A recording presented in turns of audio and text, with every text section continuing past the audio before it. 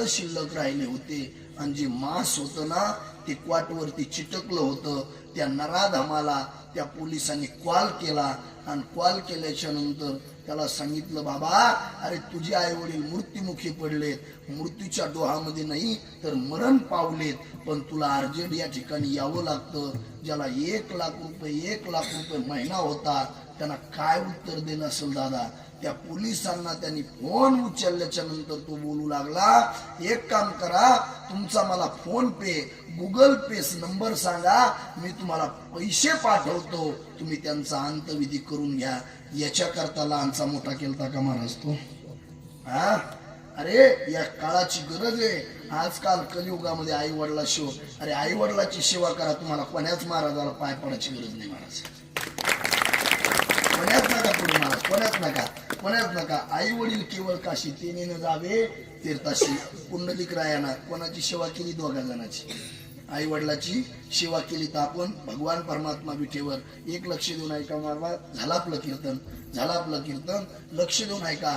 तुम्ही जगामध्ये मोठे व्हावा, श्रीमंत व्हावा, माझा मुलगा जगामध्ये 1 नंबर नाव कमावा, हे जगामध्ये कोणालाच वाटत नाही. तुमच्या शेजारच्याला वाटत नाही, तुमच्या गावातल्याला वाटत नाही, तालुक्यातला वाटत नाही, मामाला वाटत नाही, मामीला वाटत नाही, पाहुण्याला वाटत नाही, मावस भावाला वाटत नाही, सख्या भावाला वाटत नाही.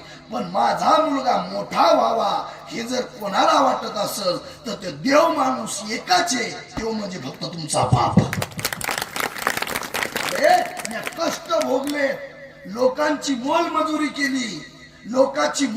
केली, पायात चप्पल नव्हती घालायला, अंगावरती कपडे नव्हते घालायला, तीर्थापुरीला जाण्याकरता गाडी नव्हती. हे कष्ट जरी म्या भोगले असतील, पण माझ्या मुलाला, मला चप्पल नव्हती, माझ्या मुलाला 1,000ची चप्पल घालावी, मला कपडे नव्हते, माझ्या मुलाला 2,000चा ड्रेस घालावा, मी लोकांच्या घरामध्ये काम केलं 6 महिन्यांना, पण माझ्या मुलांना तीर्थापुरीमध्ये चांगला डॉक्टर, इंजिनियर, कलेक्टर होऊन काम करावं. मला जाण्याकरता बस न गेलो, गाडी नव्हती, पण माझ्या मुलांना 4 व्हीलर मध्ये गाडीमध्ये फिरावं ही अपेक्षा फक्त आपल्या बापाची असती. मला माहित आहे पंढरपूरला गेल्याच्या नंतर तुम्हाला देव भेटेल, मला माहित आहे तुम्हाला पंढरपूरला गेल्याच्या नंतर देव भेटेल, पण तरुण मंडळी तुम्हाला हात जोडून विनंती आहे, पंढरपूरला गेल्याच्या नंतर देव भेटतो हे मला सुद्धा माहित आहे, पण तुम्हाला जर चालता बोलता देव पाहायचा असेल